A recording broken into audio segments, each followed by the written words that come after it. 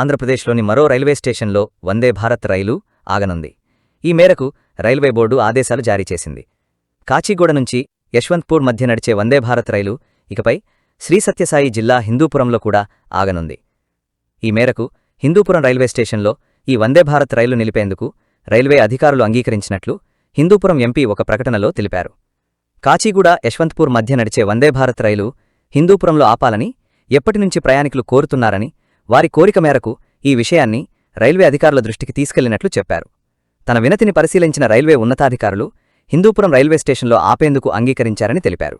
అయితే ఎప్పటినుంచి అనేది త్వరలో క్లారిటీ వస్తుందన్నారు. హిందూపురం ఎంపీ ఈ విషయాన్ని సోషల్ మీడియా ద్వారా కూడా తెలిపారు. కేంద్ర రైల్వే శాఖ మంత్రి పీయూష్ గోయల్ గారిని పలుమార్లు కలిసి కాచిగూడ నుంచి యశ్వంతపూర్ మధ్య నడిచే వందే భారత్ రైలు హిందూపురంలో ప్రయాణికుల సౌకర్యార్థం ఆపాలని విన్నవించగా రైల్వే అధికారులు స్పందించి రైలు నిలుపుదలకు అంగీకరించారు.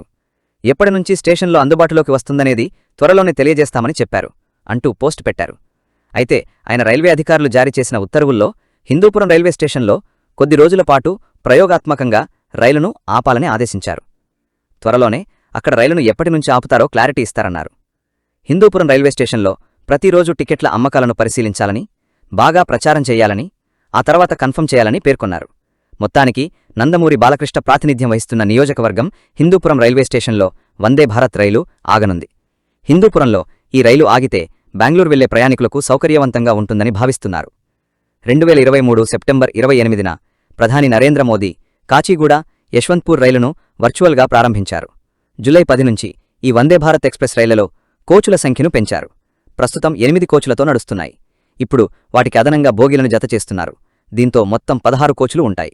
ఈ వందే భారత్ రైలు 14 చైర్కార్ కోచులు, 2 ఎగ్జిక్యూటివ్ క్లాస్ కోచులతో ప్రయాణికులకు సేవలందిస్తున్నాయి.